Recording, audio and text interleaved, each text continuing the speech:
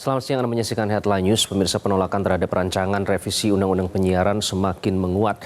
Unjuk rasa di Kompleks Parlemen Senayan, Jakarta pada siang ini mendesak agar DPR menghentikan revisi UU Penyiaran karena dianggap mengancam kemerdekaan pers. Para pengunjuk rasa yang hadir dari berbagai elemen, antara lain dari pekerja media dan pegiat peduli kemerdekaan pers, berunjuk rasa di Kompleks Parlemen Senayan, Jakarta pada siang ini. Para pengunjuk rasa menolak pasal-pasal yang mengancam kemerdekaan pers yang merugikan publik. Mereka meminta agar DPR membatalkan revisi Undang-Undang Penyiaran. Dan kita akan bergabung bersama rekan Aris Setia melaporkan langsung dari lokasi berlangsungnya unjuk rasa. Aris, bagaimana jalannya unjuk rasa penolakan rancangan revisi UU Penyiaran di Kompleks Parlemen di sana?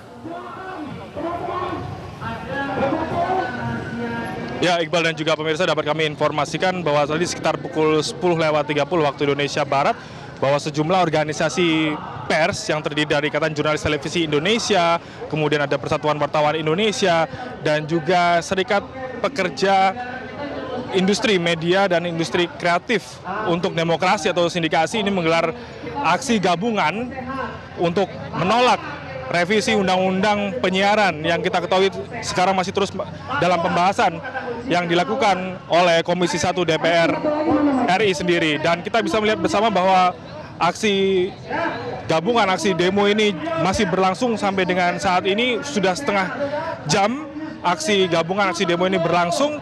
Para insan pers ini pun membawa sejumlah, membentangkan banner dan juga poster penolakan terhadap revisi Undang-Undang Penyiaran.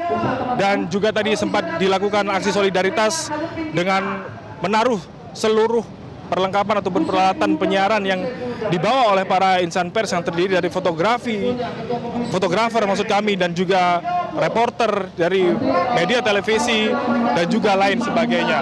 Dan selain itu juga terkait dengan poin tuntutan ataupun juga poin-poin penolakan yang diserukan dalam aksi gabungan, aksi demo penolakan RUU Penyiaran ini, ada beberapa poin yang disampaikan langsung tadi oleh orator aksi. Dan untuk lebih jelasnya, saya akan berbincang langsung bersama dengan Herik Kurniawan selaku Ketua Ikatan Jurnalis Televisi Indonesia yang sudah hadir bersama saya di sini. Selamat siang, Mas Herik. Selamat siang. Mas Herik, tadi ada beberapa poin terkait dengan penolakan serta pun poin tuntutan dalam aksi yang dilakukan oleh beberapa organisasi pers ini, Mas.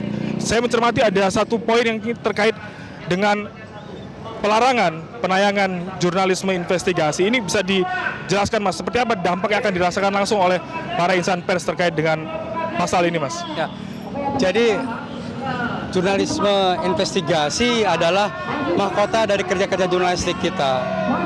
Dampaknya adalah kemudian apabila pasal tersebut dipaksakan ada, maka kita tidak bisa lagi mengerjakan kerja-kerja jurnalistik. Kenapa? Ya, jurnalistik yang investigatif. Kenapa? Karena kita akan dijerat oleh pasal tersebut. Dan padahal itu juga bisa disebut juga pasal karet. Kenapa? Karena kerja-kerja investigasi itu kerja-kerja investigasi seperti apa? Apakah yang untuk program kita setengah jam, 1 jam, atau berapa? Padahal setiap hari kita mengerjakan kerja-kerja juga investigatif. Arahan kita kepada para jurnalis di lapangan, apabila ada kejadian, maka yuk cari sesuatu yang investigatif. Kita ambil informasi yang lebih dalam dibanding di permukaan. Apakah itu yang kemudian diperbolehkan? Nah, yang jadi kemudian dirugikan siapa? Masyarakat pers tentu tidak bisa bekerja dengan secara maksimal, tapi yang dirugikan siapa? Dirugikan adalah masyarakat, 274 juta masyarakat. Dan RUU ini artinya tidak visioner, ini mundur. Kita tidak menolak RUU ini. RUU ini memang harus ada, tapi dengan pasal-pasal yang visioner ke depan, bukan malah kemudian mengancam kemerdekaan pers. Itu berbahaya. Ini adalah kemunduran. Masyarakat nantinya apabila jurnalisme investigasi ini tidak ada, apalagi yang akan mereka dapatkan? Apakah hanya berita-berita rilis? Apakah hanya berita hiburan? Mereka tidak lagi akan mendapatkan informasi mendalam, dan itu sangat berbahaya. Kenapa? Karena masyarakat mungkin akan merasa tidak apa-apa, negeri ini baik-baik saja. Padahal dalam konsep kekuatan keempat sebagai pilar keempat, ya fungsi kita memang mengawasi. Apabila tidak ada yang mengawasi, semua dianggap ada-ada saja, tiba-tiba bisa suatu hal meledak pada negeri ini, siapa yang akan menjawab? Tidak ada. memang pers itu dihadirkan memang untuk itu, untuk menjaga bersama-sama seluruh stakeholder negeri untuk sama-sama menjaga negeri ini.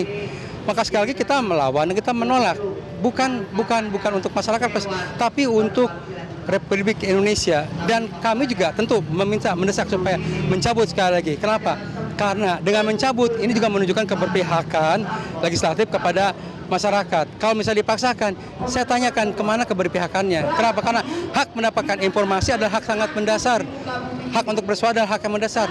Apabila dicabut, ini juga tentang posisi kita di mata dunia internasional. Kita akan kembali terpuruk. Upaya kita untuk maju menjadi negara yang luar biasa akan tertahan karena demokrasi dipertanyakan dengan kehadiran pasar-pasar tersebut. Sekali lagi, kita berjuang bukan untuk masyarakat pers, tapi untuk seluruh rakyat Indonesia dan kemajuan Republik Indonesia ini.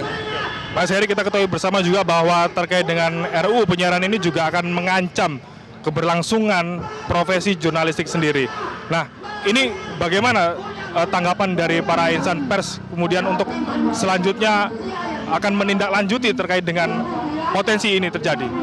Ya, aturan yang dibuat oleh legislatif itu semuanya harus diharmonisasi dengan undang-undang yang lain.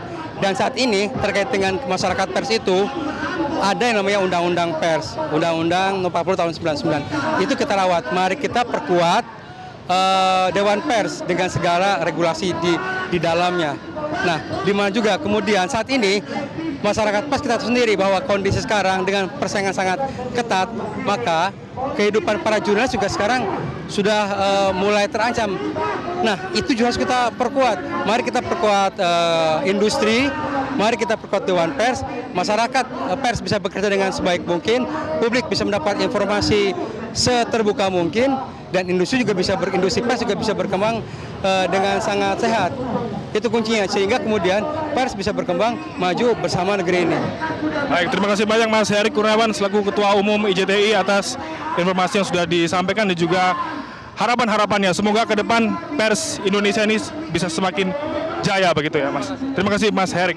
Dan juga selain itu Iqbal, bisa dipastikan juga sejumlah insan pers yang hadir di sini sangat menuntut sekali agar ke depannya DPR RI ini bisa kemudian melibatkan Dewan Pers dalam penyusunan ataupun revisi undang-undang penyiaran.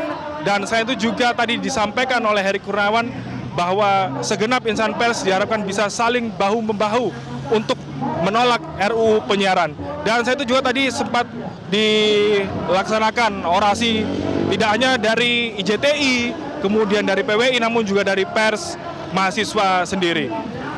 Untuk sementara demikian, kembali ke Iqbal di studio. Jelajahi cara baru mendapatkan informasi. Download Metro TV Extend sekarang.